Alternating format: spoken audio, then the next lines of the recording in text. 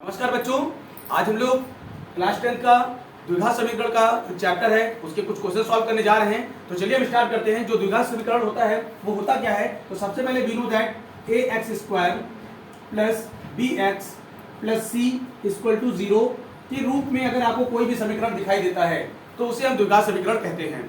अब यहाँ पर जो a b c होता है, a b c ये होता है वास्तविक संख्या, रियल नंबर होता है। वास्तविक संख्या रियल नंबर हम कहते हैं। अब जो पहला हमारा क्वेश्चन है, एक्सरसाइज 4.1 का पहला क्वेश्चन है द्विघात समीकरण का मानक रूप। मानक रूप अक्सर क्या होता है कि इस क्वेश्चन को हम बहुत टफ मानते हैं, पर इस क्वेश्चन का आंसर ही क्वेश्चन होता है। कैसे होता है चलिए हम देखते हैं। जैसे हमारे पास पहला क्वेश्चन है 3x, क्वेश्चन नंबर 1 का फर्स्ट पार्ट है 3x plus 2x² minus 3x plus 2x² minus 3 equal to 0। कभी भी अगर आपको किसी भी समीकरण का मानक रूप कहता है तो आपको जो यूनिवर्सल इक्वेशन होती है उसी के आधार पे उसको आपको सिस्टमैटिक तरीके से लिखना होता है। जैसे यहाँ पर अगर हम देखेंगे तो हमारे पास ax² स्क्वायर का टर्म सबसे पहले है, तो हम यहाँ पर स्क्वायर का टर्म जो 2x² है उसको सबसे पहले लिखेंगे, प्लस फिर x का टर्म है 3x आ जाएगा यहाँ पर, और फिर लास्ट में c का टर्म डिजिट का टर्म है माइनस 3 इक्वल टू 0। यही जो सिस्टमैटिक तरीके से हमने लिखा है यही इस इक्वेशन का मानक रूप कहलाता है। पहले क्वेश्चन में 5 क्वेश्चन इसके सब पार्ट्स में है। उम्मीद करते हैं कि ये बहुत ही अच्छे से आपको समझ में आया होगा। अब इसके बाद दूसरा हम इसका टाइप सीखते हैं कि जो भी समीकरण हमें दिया जाएगा क्या वो द्विघात समीकरण है या नहीं। अगर आपको कोई भी समीकरण दिया गया, जैसे सपोज दैट x प्लस 1 का whole square equal to 2x minus 3, इस पूरी इक्वेशन को सॉल्व करने के बाद अगर हमें ax² plus bx plus c equal to 0 के रूप में डिजिट अगर मिलती है तो वो हमारा द्विघात समीकरण होगा।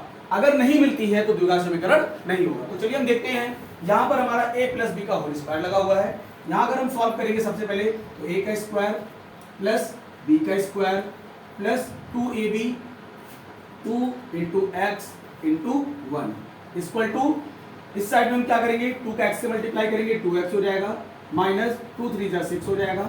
सॉल्व करेंगे हम यहाँ पर x² प्लस 1 प्लस 2 1 जा 2 और x से मल्टीप्लाई होगा 2x equal to 2x minus 6।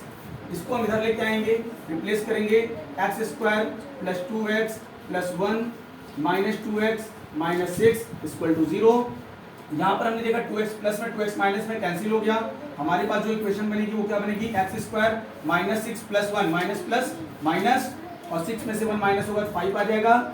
Minus का सिंबल बड़ा है, डिजिट बड़ी है, इसलिए माइनस लग जाएगा यहाँ पर इक्वल टू 0। अब जो इक्वेशन हमारे पास आई वो आ गई ax² plus bx plus c के रूप में। अर्थात हमें जब यहाँ पर पावर 2 दिखाई देगी तो उसे हम द्विघात समीकरण कहेंगे, अर्थात ये एक द्विघात समीकरण है। इसके बाद जो हमारा क्वेश्चन है विविधकर फाइंड करना। तो विविधकर फाइंड करना बहुत ही आसान है, बहुत ही इंपॉर्टेंट है। बोर्ड में एक क्वेश्चन विविधकर के लिए पूछा जाता है। जैसे सपोज दैट आपको दिया गया है 2x² plus 3x minus 3 equal to 0 का विविधकर फाइंड कीजिए। तो विविधकर का फॉर्मूला होता है d equal to b² minus 4ac, ये फॉर्मूला होता है। अब यहाँ से हम क्या करेंगे, कंपैरिजन करेंगे। यहाँ पर अगर हम ax² plus bx plus c equal to 0 से, तो a की वैल्यू आपको क्या मिल गई 2 आ गया, b की वैल्यू क्या आ गई आपकी 3 आ गई, c की वैल्यू क्या आ गई आपकी माइनस 3 हो गई।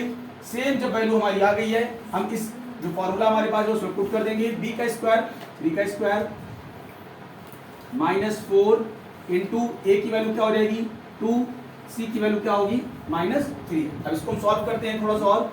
3 का स्क्वायर तो आप सबको पता है 3 का स्क्वायर 9 होता है, 4 2 जा 8 8 3 जा 24, और यहाँ पर माइनस और माइनस क्या हो जाएगा प्लस हो जाएगा।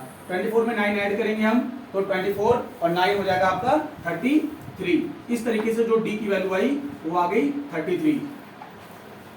इसके नेक्स्ट वीडियो में हम ये बताएंगे आपको कि जो d का मान आता है इससे हम मूल वास्तविक है या नहीं है, जिस रूप में पाए जाते हैं उसके बारे में हम जानकारी देंगे। उम्मीद करते हैं कि दोनों चीजें आपको बहुत ही अच्छे से समझ में आई होगी। धन्यवाद।